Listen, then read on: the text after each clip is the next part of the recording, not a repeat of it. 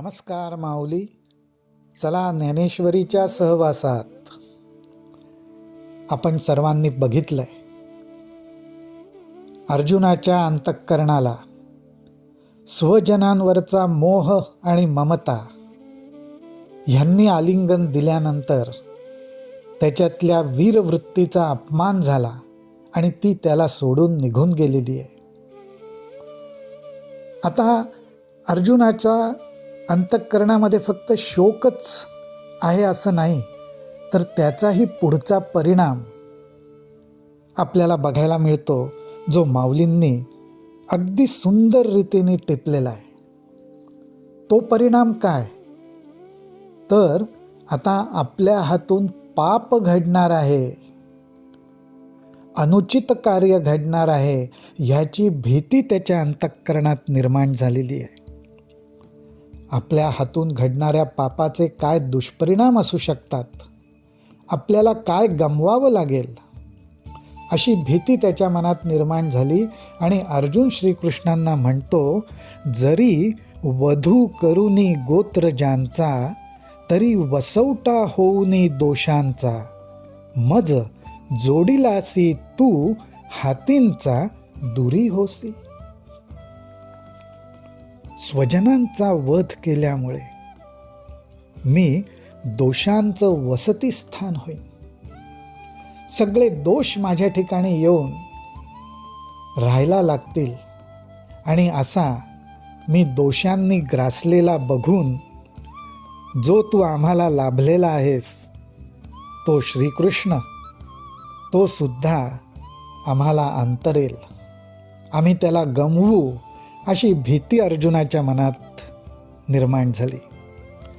आज ज्यांनी अधर्म केलाय, ज्यांच्या हातून पाप घडलंय, त्यांचा समाचार घेतलाच पाहिजे, त्यांना शासन घडलंच पाहिजे. ह्या ईर्षेने, विचाराने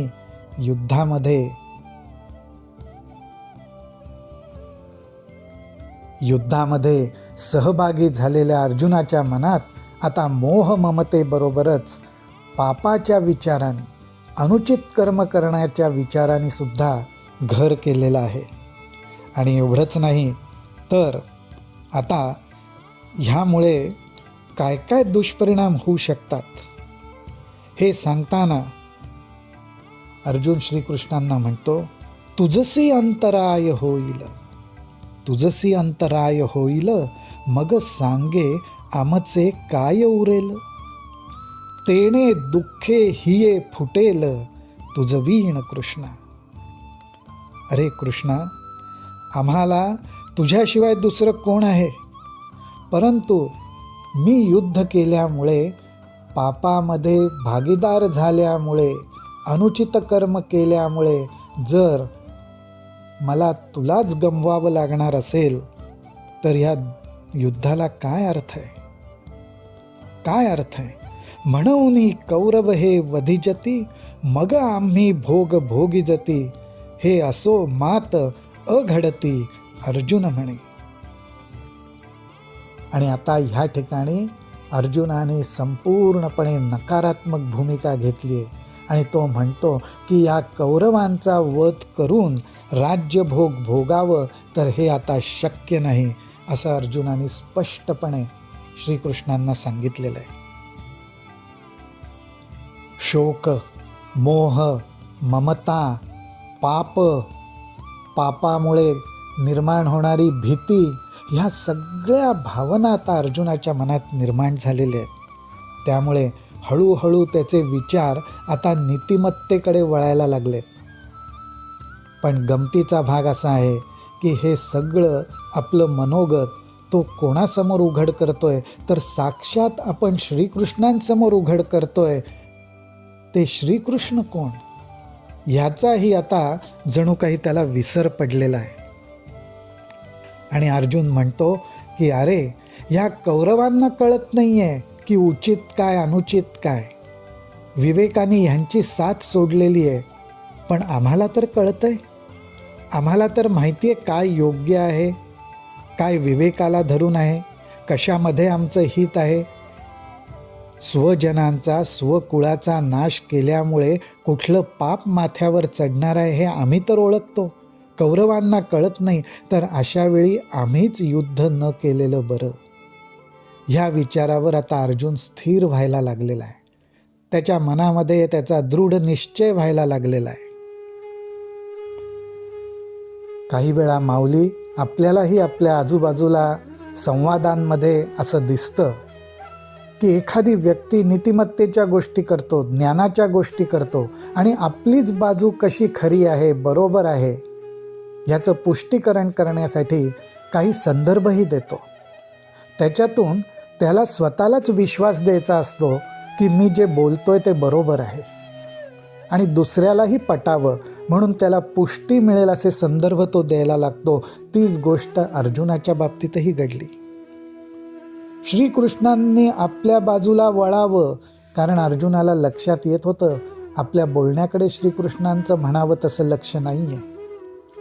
आपल्याला जो प्रसंग समोर दिसतोय जणू तो श्रीकृष्णांना दिसतोय का नाही, त्यांना माझ्या मनातल्या भावना जाणवत आहेत का नाही.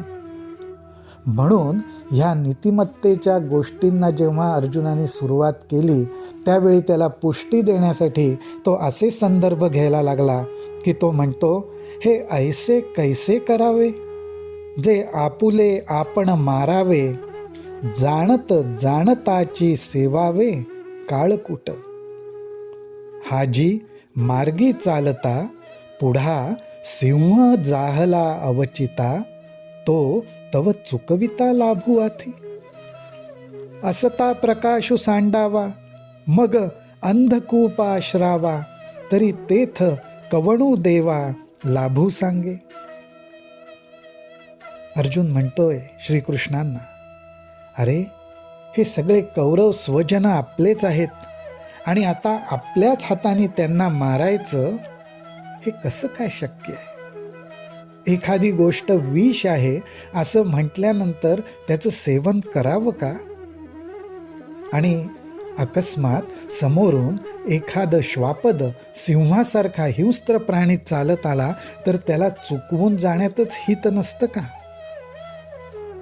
किंवा चांगला प्रकाश आहे त्या प्रकाशाचा उपयोग करून न घेता गडद अंधकार असलेल्या विहिरीचा आश्रय करावा असा मूर्खपणा करणं योग्य आहे का.